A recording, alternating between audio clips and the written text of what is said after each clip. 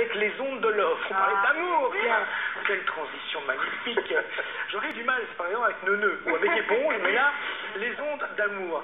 Alors, c'est pas les ondes d'amour, c'est les ondes, Soraya, de Love, et c'est pas l'amour, justement. Ben oui, c'est un titre. Oui, alors c'est un titre comme ça en apparence qui est quand même très romantique. On se dit ça va être une exposition sur le sentiment amoureux. On va voir plein de belles choses, des photos, de gens qui s'aiment.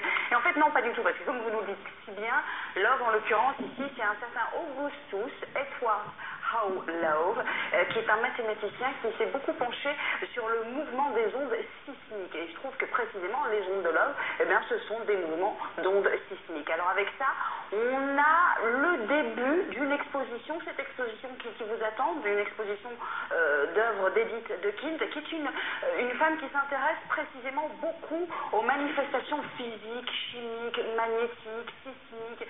Et là, je dirais presque qu'on est à la limite du scientifique dans ses recherches. Sauf que contrairement à ce qu'on pourrait voir au parc d'aventure scientifique, Edith de Kind, c'est pas quelqu'un qui va chercher à expliquer les manifestations physiques avec des tubes à essai ou je sais pas moi, comme on faisait au cours de chimie avec plein de sodium, ou je sais pas. Non, pas du tout. Là, pôle positif, pôle négatif. Pôle négatif, voilà. C'est pas ça. Voilà. Là, on est clairement face à quelqu'un qui s'intéresse aux sciences, mais qui a décidé de s'intéresser aux sciences et à l'interprétation esthétique qu'elle pouvait en faire. C'est-à-dire que autour de toutes ces manifestations physiques, chimiques et parfois qui sont totalement impalpables, il y a quelque chose de fascinant. Et elle va essayer d'en faire une œuvre esthétique, une œuvre d'art grâce aux photos, à la vidéo et à quelques installations. Ouais. Et c'est incroyable. Et finalement, elle utilise tout ça, tous ces procédés, on va dire, et toutes ces choses physiques et chimiques, comme un peintre peut utiliser des couleurs, des matières, etc. Finalement, c'est un petit peu ça, sa démarche. Oui, sauf que c'est pas le résultat qui l'intéresse, c'est le processus. Il va faire l'objet vraiment d'une œuvre. Et c'est aussi le rapport aux visiteurs, parce que c'est vrai qu'il y a un rapport particulier. C'est Edith de Kind, c'est au site du Grand Tournu. Et on regarde tout de suite quelques images. Le reportage est signé Aline Wavray.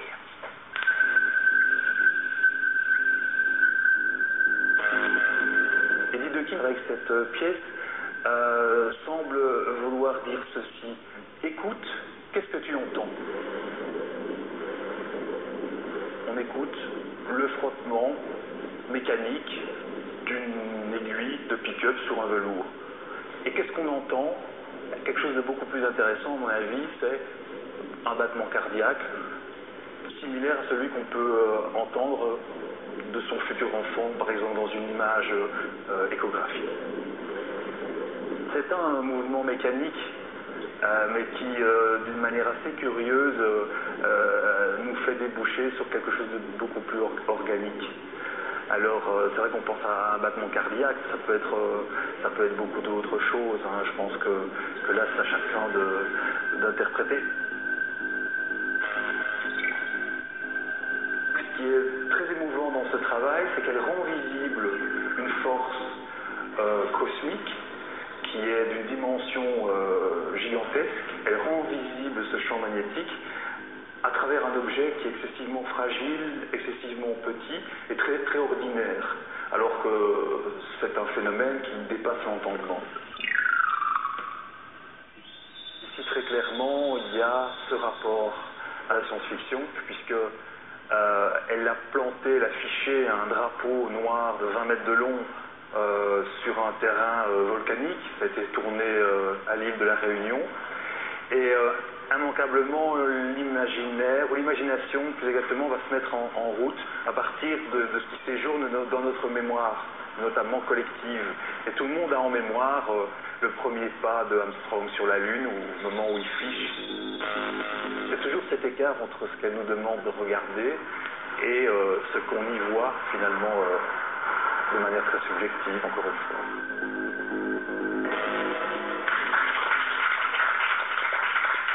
Alors il y a un côté, il y a presque un côté hypnotique, non?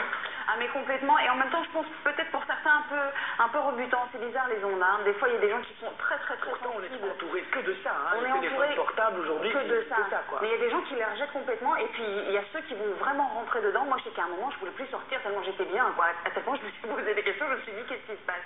Mais ce qui est intéressant, c'est qu'on est vraiment plongé dans un voyage sensoriel. C'est plus qu'une exposition d'art contemporain, c'est un voyage sensoriel. Alors pour les scientifiques qui ont envie de comprendre, se poser des questions, il y a les réponses, mais pour ceux qui n'y connaissent rien et qui veulent juste se laisser emporter, c'est l'endroit idéal pour kiffer presque. Effectivement, c'est hypnotique, quoi. Non, puis je trouve que ça illustre assez bien le double sens du mot expérience, parce qu'une expérience, c'est à la fois scientifique, c'est vraiment regarder ce qui se passe avant-après, en même temps, c'est une expérience vécue, sensorielle, voilà, vécue. Et c'est vraiment ça, j'ai l'impression, c'est ce que tu as ressenti. Ce qui est bien ici, c'est qu'il y a l'émotion, mais il y a aussi le parcours. C'est-à-dire qu'il y a une grande salle, par exemple, où il y a deux murs qui se font face, et il y a des ondes qui sont projetées, des ondes qui s'annulent, et on est là, nous, placés au milieu, et à certains moments, on se sent mais pris carrément dans l'installation.